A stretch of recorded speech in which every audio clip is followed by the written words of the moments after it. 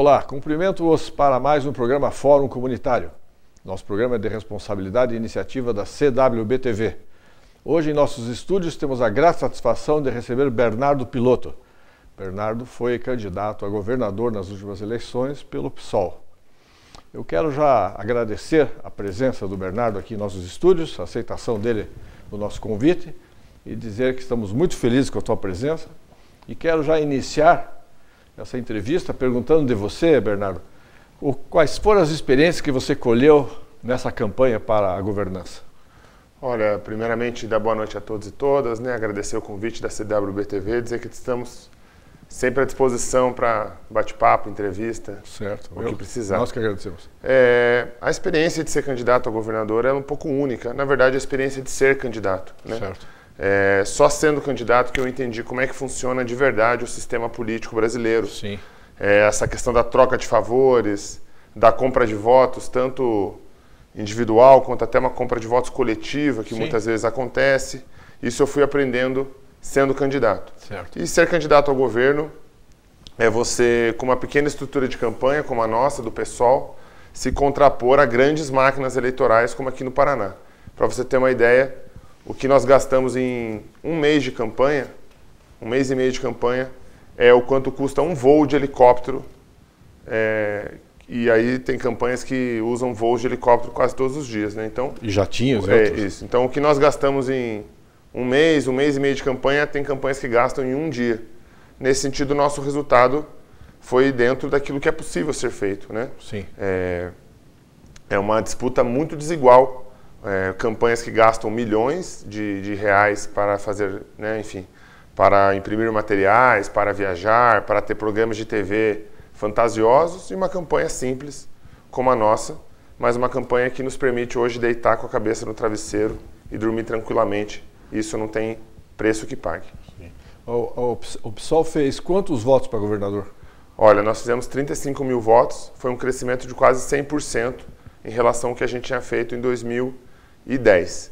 E a gente teve, a gente teve uma votação muito desigual, no sentido de que ela foi maior nas cidades grandes. Sim. E a gente teve muito poucos votos nas cidades que são muito pequenas, Então, se fizesse uma média entre Curitiba, Ponta Grossa, Cascavel, Maringá e Londrina, a gente teria feito 1,2% do eleitorado, que é o dobro do que a gente fez na média estadual. Então, a votação do PSOL foi bastante concentrada nos grandes centros urbanos. Isso pelo nível de politização daí da população? Olha, eu acho que vários fatores, Acho que tem a ver com a nossa pauta de ação, uma pauta que está ligada a temas das cidades, a luta por moradia, as lutas pelos direitos das mulheres, direitos LGBT, a luta pela educação pública de qualidade. Essas são lutas urbanas que estão caracterizadas por acontecerem nas cidades, E também pelo fato de nas cidades a gente ter uma movimentação política mais frequente. A gente tem movimentos sociais, tem greves, tem sindicatos, tem associações de moradores, tem movimento estudantil. Isso gera uma politização maior da sociedade. Entendi. E certamente beneficia a entrada das ideias que o pessoal defende. Também, em cidades muito pequenas, o poder dos coronéis locais é muito forte.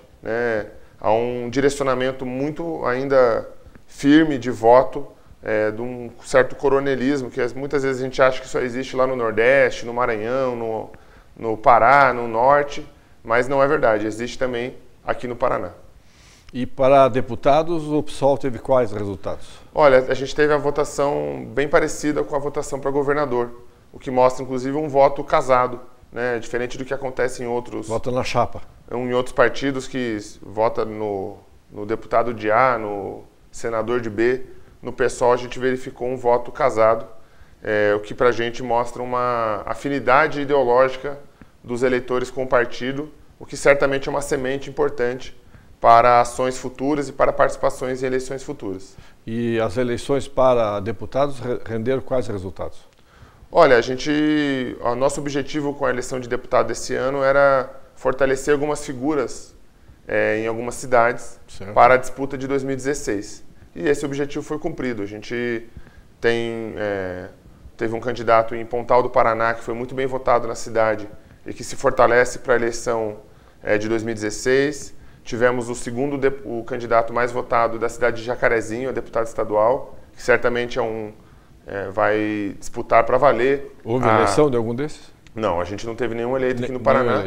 Infelizmente, a Assembleia Legislativa vai continuar sem oposição, porque a oposição que é feita hoje pelo PT é uma oposição muito frágil, visto que o PT é muito teto de vidro, né? Alinhado ao governo, né? E a gente, por exemplo, agora o Beto Richa está fazendo algumas medidas aí conhecidas como tarifaço e pacotaço do governo, né? Certo. Por exemplo, a taxação dos aposentados, que é muito injusto você cobrar 11% daquelas pessoas que já estão aposentadas. Bom, isso foi feito em 2003. Acima de quem ganha 4.800. Isso foi feito pelo governo federal em 2003. Então, quando os deputados que aqui no Paraná são de oposição reclamam lá na Assembleia que isso é um absurdo, etc. e tal, os deputados alinhados com o governo falam, não, mas a gente está copiando o governo que vocês apoiam em nível federal. Isso acaba deixando a oposição sem argumentos. Então, infelizmente, a Assembleia Legislativa, em que pese terem deputados muito aguerridos, que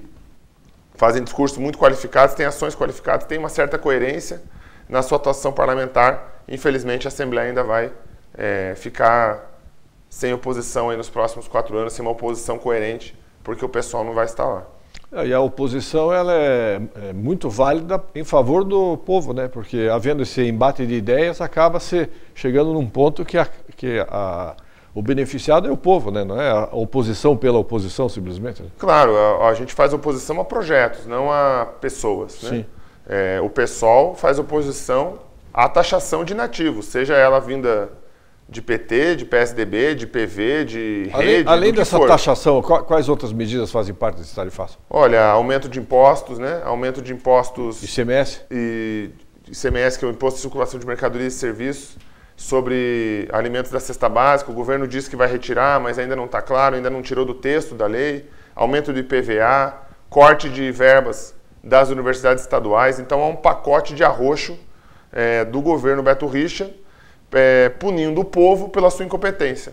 Falta dinheiro, mas pela incompetência do governador. Não é culpa nossa, não é culpa do povo paranaense que o governo não soube gerir suas contas.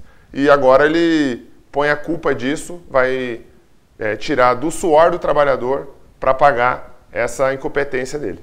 Esse efeito que você fez referência aí dessa dificuldade de dinheiro, essa recessão que já vivemos, ela não é reflexo da política federal de economia? Olha, também, com certeza. O Brasil viveu no último período uma bolha de crescimento, né, baseada no crédito. Então, ninguém tem dinheiro para ter tanta TV, tela plana nas casas aí que a gente anda. Em qualquer cidade, qualquer rincão que você vai do Paraná tem uma TV com tela plana. Né? Ninguém tem dinheiro para pagar essas TVs. Então, todo mundo parcelou isso no crédito em 24 vezes, certo. E agora essa conta está estourando. Né? Então, Sim. O crescimento do Brasil não foi um crescimento sustentado, um crescimento com raízes, né? Foi um crescimento a partir dessa bolha do crédito, né? Uma bolha do crédito fácil. Quer comprar em 24 vezes? Pode comprar, não tem problema. A gente paga a entrada para você, tinha promoções até exageradas em relação a isso. Então, a gente está vivendo a estagnação disso em nível federal, isso tem reflexo nos estados. Mas aqui no Paraná há uma situação ainda pior, porque o governo do estado teve um enfraquecimento mesmo das suas ações, falta gasolina para ambulância, enfim, uma série de situações que fazem parecer que o governo do estado está realmente numa situação financeira pior ainda do que o governo federal. Quando o PT governa a União, como é o caso, e um governador que é do PSDB, que seria oposição ao PT, como é o caso aqui do nosso governo, isso aí também não faz com que as verbas públicas haja um certo boicote? Eu não acredito nisso. Não há tantas diferenças assim entre Beto Richa e Dilma. Tanto é que quando o Beto Richa foi prefeito, por diversas vezes o presidente Lula veio aqui para assinar convênios com a prefeitura, assim quanto o Dutti, que era a sequência do Beto Richa, veio aqui, o Lula veio aqui várias vezes assinar, e a Dilma, enfim, assinar projetos com eles, do metrô e de outras situações aqui na capital. Então não há tantas diferenças assim. O Beto Richa também não tem moral nenhuma para falar sobre isso, porque essa lógica de eu beneficio o meu amigo e prejudico o meu inimigo na disputa política brasileira. É uma lógica que acontece do governo federal com os estados, mas também acontece do estado do Paraná com os municípios. E nos municípios acontece dos prefeitos com os vereadores nos bairros. Entendi. Né? Então é uma lógica geral da política brasileira, que não é basear as ações em projetos, as ações em planejamento, mas sim na próxima disputa da eleição. Então eu quero beneficiar aqui esse governador para ele me apoiar na próxima eleição, eu destino mais verbas, e aqui eu não quero, eu vou prejudicar. Isso acontece tanto em nível federal, quanto em nível estadual, quanto em nível municipal. Então o Beto Richa não tem moral para falar sobre isso, porque essa é uma lógica que ele também implementa aqui no Estado. Entendi. E nesse contexto, a gente avaliando as campanhas, assiste assim durante a campanha, aqueles vídeos, como você fez referência, a campanha em geral, é vendida uma imagem de que todos os candidatos, se eleitos, vão resolver todos os problemas do governo. E na prática, a gente acaba vendo exatamente o oposto. Isso em qualquer nível, né? Estadual, municipal e federal. Aqui você acha que isso acontece? Olha, primeiro é importante registrar que as eleições são marcadas por uma ditadura do marketing, né? São os marqueteiros que ditam o que cada candidato vai falar na televisão, por isso que é tão igual. Porque os marqueteiros vêm lá da mesma escola, acaba todo mundo falando quase a mesma coisa na televisão. Segundo que, se os candidatos fossem falar a verdade nas eleições, eles não seriam eleitos, né? Se eles fossem falar assim, olha, nós vamos chegar lá e vamos taxar os aposentados, nós vamos chegar lá e vamos aumentar o IPVA, nós vamos chegar lá e vamos fazer uma manobra aqui orçamentária para dizer que a gente equilibrou as contas, para fechar as contas. Se os candidatos falassem de verdade isso na campanha, eles não seriam eleitos. Então, a campanha, para que os candidatos cheguem ao poder, ela tem que ser baseada em mentiras. Também, as campanhas se baseiam em pesquisas feitas com a população para saber que demandas a população tem para os candidatos falarem daquelas demandas, ainda que de maneira falsa. Essa é uma dificuldade que a gente tem na eleição. O pessoal buscou falar a verdade na campanha. Ao invés de prometer mundos e fundos, nós dissemos que íamos fazer uma auditoria nas contas do Estado para saber por onde o Estado quebrou, por que quebrou, quem é o responsável por essa quebra, né, para que seja cobrado também, e para, a partir daí, pensar coletivamente quais ações íamos tomar. Né? Então, as campanhas são muito baseadas numa falsa ideia de mudança. Né? Até mesmo esse ano, o Beto Richa e a Dilma, que eram situação, faziam um discurso de mudança, que é uma situação muito incrível. Né? Você é o governo e está dizendo que vai mudar para o próximo. Né? O Beto Richa e a Dilma mesmo falaram que iam melhorar aquilo e melhorar isso, enfim. Então, as campanhas são muito baseadas nessa venda de ilusões para o povo, que acaba, pela própria influência do poder econômico na campanha, né? Eu acredito que boa parte da população paranaense não soube que o PSOL tinha candidato a governador, ou que tinha um candidato a governador que não estava envolvido nessa forma de fazer política, que fazia política de maneira diferente. Porque a nossa estrutura de campanha é muito pequena. Né? Enquanto nós fizemos aí 50 mil jornais para distribuir, outras campanhas distribuíam 50 mil jornais por dia. Né? Então, isso acaba acaba ocasionando a reeleição desses mesmos políticos, né? Dessas mesmas famílias que estão aí no comando da política brasileira há muitos anos. Eu me recordo na Faculdade de Direito da Federal, quando eu entrei em 76, eu acho que foi o ano da fundação do PT. O PT foi fundado em 80. 80, isso. Foi quando eu saí da faculdade. Isso. E era um partido que tinha nascido dos sindicatos, né? Era uma coisa regional ali em São Bernardo. Hoje é um partido nacional que domina a política. E a leitura que eu faço é assim, que parece que quando chega ao poder, o partido ele se adapta, né?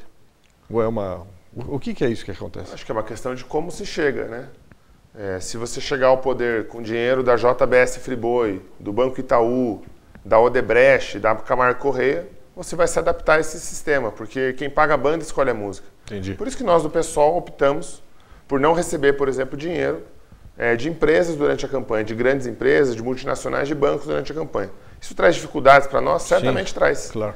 Mas nós achamos que chegar ao poder para fazer o mesmo não precisa do PSOL. Tem outros 30 partidos que estão aí dispostos a fazer isso. Isso que aconteceu com o PT. O PT, ao longo do tempo, foi vendo que esse caminho alternativa era difícil de ser feito, dava muito trabalho e foi se adaptando paulatinamente aí às regras do jogo, até hoje chegar nessa situação que a gente vê que, para muitos jovens, né, para quem aí tem 18, 20 anos, consegue enxergar o PT como a pior coisa da política, até porque é muito jovem, não conheceu o período anterior, o período FHC, o período Collor, o período Sarney, enfim, né, mas por conta da prática política, das notícias que vê, acaba enxergando o PT como o lado pior da política brasileira, o que ainda nem é exatamente, visto que ainda no PT se perfilam muitos militantes e intelectuais, enfim, pessoas que vêm dessa trajetória lá dos anos 80 e que ainda que minoritariamente tentam fazer uma política diferente, né, do que está aí. Entendi. Por falar nisso, Bernardo, esses escândalos que tomam conta hoje aí da Petrobras e outros, como é que o pessoal vê essa realidade? Olha, nós precisamos primeiro investigar a fundo, né? Fazer auditorias, CPIs, enfim, investigar a fundo, não fazer um acordo como foi feito entre PT e PSDB para que não fossem convocados parlamentares para a CPI da Petrobras, né? Nós não compactuamos com esse tipo de coisa, queremos investigar. Temos que punir não só os corruptos, mas também os corruptores, né? Acho que isso é um ganho que tem tido nessa Operação Lava Jato, claro, que é a punição também das empreiteiras, porque a corrupção é uma via de mão dupla. Claro. Só tem corrupto se tem um corruptor. Né? Só tem quem vende a sentença se tiver alguém para comprar aquela sentença. Só tem quadro roubado porque alguém compra quadro roubado. Né? Então, precisa se punir, enfim, tanto corrupto quanto os corruptores. Nós entendemos também que precisa combater isso na raiz. Né? E a forma que a gente vê isso é acabar com o financiamento empresarial de campanha. É combater o problema da corrupção na raiz. Esse é certamente um dos pontos da reforma política que favorece a corrupção. Então, nós defendemos o fim do financiamento empresarial para que a gente evite esses problemas que a gente tem tido, que boa parte deles são fruto do financiamento de campanha como ele é feito hoje. Né? Inclusive, tem uma ação que transcorre no STF, né? Pela inconstitucionalidade da doação empresarial. Já a maioria dos ministros do STF já decidiram, já há 6 votos favoráveis à proibição, né? Mas aí o Gilmar Mendes pediu vistas e está sentado em cima do projeto. Inclusive, se o Gilmar Mendes estiver nos assistindo, Gilmar, devolve o processo, né? Porque já tem maioria, já ganhamos, já é inconstitucional a doação empresarial, só que enquanto você não sai de cima do processo, não termina o julgamento e vai ficar parado, né? E a prática perpetua. E a prática se perpetua. Essas doações que a gente vê que não são ilegais, mas são certamente imorais. Né? Sim, claro. Camargo Correia, Odebrecht, JBS Friboi doaram aí tanto para a Marina, quanto para Aécio, quanto para Dilma, que mostra que quem ganhasse ali ia estar a serviço dessas grandes empresas, desses grandes bancos. Quer dizer, seja quem ganha, a política é a mesma. Praticamente a mesma. Muda uma coisinha ali, uma coisinha aqui. Né? A gente tem um bom exemplo essa semana. Tucanos em Brasília estão reclamando do tratoraço e do pacotaço do governo Dilma e das manobras orçamentárias. E petistas no Paraná estão reclamando do pacotaço, do tratoraço e das manobras orçamentárias do governo Beto Richa. Só nós do PSOL estamos falando mal de Francisco e mal de Chico também. Porque não dá para criticar alguma coisa em Brasília e fechar os olhos no Paraná, ou vice-versa, como é feito. Mostra essa disputa parece disputa entre irmãos da mesma família, né? Porque não tem muita diferença, ele acaba brigando por picuinha. Você sinceramente acha que se um grupo político, um partido, assumisse o poder, haveria condições de impor uma política alternativa? Olha, nós acreditamos nisso, por isso que nós disputamos as eleições, né? Mas nós entendemos que isso também é fruto de um processo de conscientização e de politização da sociedade. Isso não vai acontecer de um dia para o outro, né? Certamente o pessoal só vai assumir o poder quando você tiver uma maioria, uma hegemonia na população de pessoas que concordam com uma mudança política mais profunda, com uma mudança social mais profunda e que vão estar cientes que é preciso apoiar um governo desse. O pessoal tem algumas experiências administrativas. Eu destacaria a experiência de Itaocara, no interior do Rio de Janeiro, uma prefeitura pequena, mas que o prefeito assumiu e tem chamado sempre a população para governar e tem governado com a população, tem feito mudanças importantes na estrutura política, na saúde, na educação da cidade. Então, nós entendemos que uma eventual chegada do PSOL ao poder é também fruto de uma maior conscientização e politização da população. É por isso que nós atuamos não só no período eleitoral fazendo política, atuamos também fora desse período, porque, como a gente disse na campanha, né, votar é só o começo e só a luta muda a vida. Então a gente precisa atuar permanentemente na sociedade para convencer a sociedade, enfim, convencer as pessoas de que a gente merece sim mais direitos, que a gente merece uma sociedade menos desigual e que a gente coletivamente pode fazer isso. Como você disse, isso aí parte de cada um de nós, né? Há que ter militância das pessoas, né? As pessoas muitas vezes estão muito afastadas da política, né? Mas é que é muito difícil fazer política também. Vamos considerar uma pessoa que trabalha 8 horas por dia, trabalha no centro, mora lá no sítio cercado, demora aí 2 horas, 1h30 para chegar em casa. Chega em casa e ainda tem que lavar a louça, cuidar dos filhos, né? Então, não é fácil fazer política. Então, a gente procura no PSOL agregar todo tipo de gente. Eu posso participar só meia hora por semana, não tem problema. Participa aí na meia hora que você pode, a gente dá um jeito, né? Para que a gente incentive também todo mundo a fazer política, não só aqueles que têm uma condição mais favorável para isso. Claro. Porque na antiga Roma, por exemplo, só poderia candidatar-se e votar quem fosse rico, né? Sim. Então, hoje o que acontece, apesar de ser o voto obrigatório... No Brasil só pode se eleger quem for rico. Exatamente. Né? Ou financiado. Exatamente. Candidatar todo mundo pode. Ainda melhorou um pouquinho, né, de Roma. Não, e mesmo quando você é obrigado a votar, a abstenção na última eleição foi de 30 milhões, né? Sim.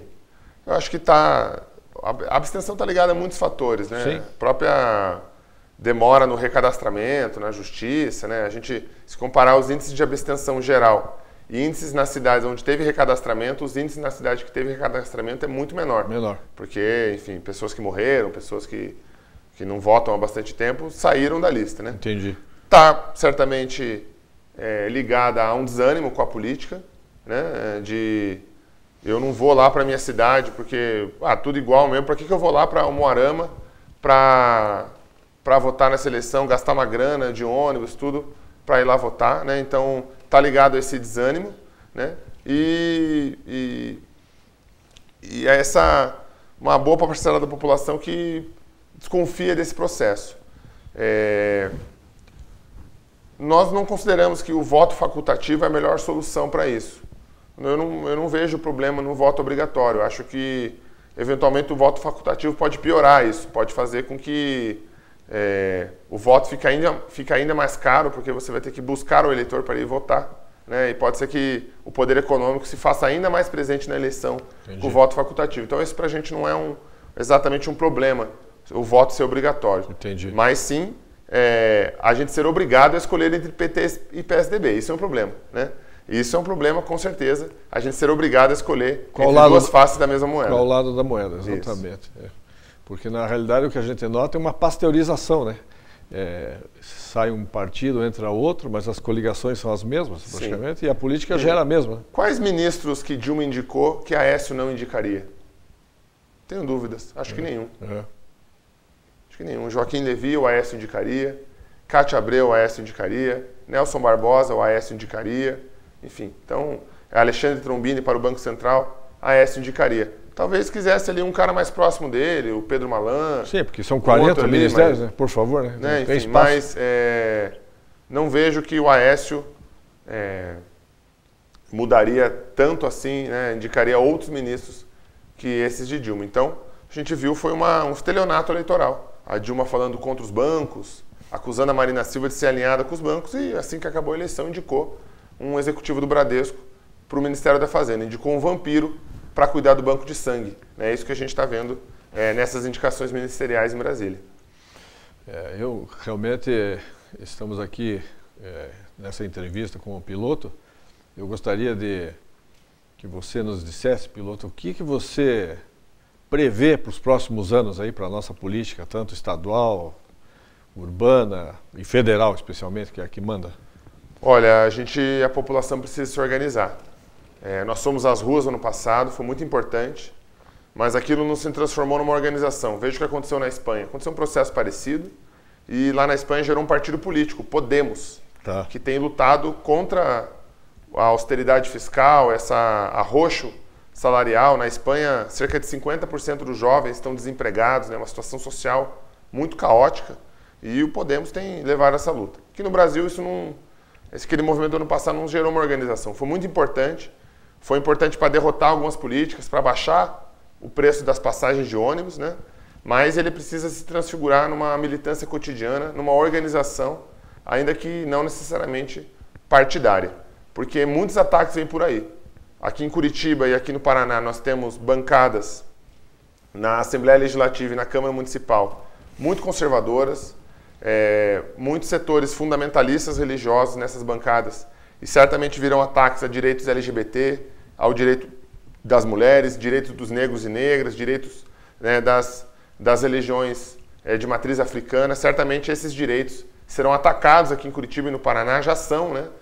Tem um deputado aqui propondo a volta do criacionismo nas escolas, a vereadora de Curitiba queria impedir esse casamento coletivo que teve esses dias, que tivesse casamento homoafetivo junto, né? Então, uma série de direitos vem sendo atacados. Isso também se repete em nível nacional, onde a gente tem uma hegemonia desses setores, e no ponto de vista vamos dizer, mais econômico, a gente vai ver aí cortes, né? Já estamos vendo aqui corte de 11% no salário dos aposentados, aumento de impostos.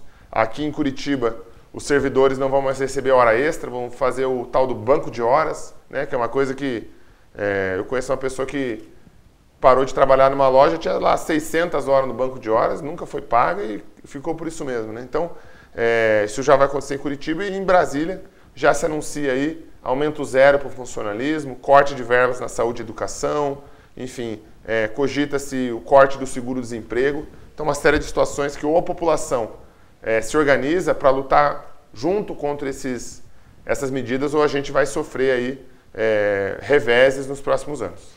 Agradeço demais a presença de Bernardo Piloto. Tenho certeza que os telespectadores aprenderam muito sobre a política aqui no Paraná, no estado e na nossa cidade. E agradecendo ao nosso convidado, agradeço a nossa distinta audiência e convido-os para o próximo Fórum Comunitário oportunamente. Muito obrigado.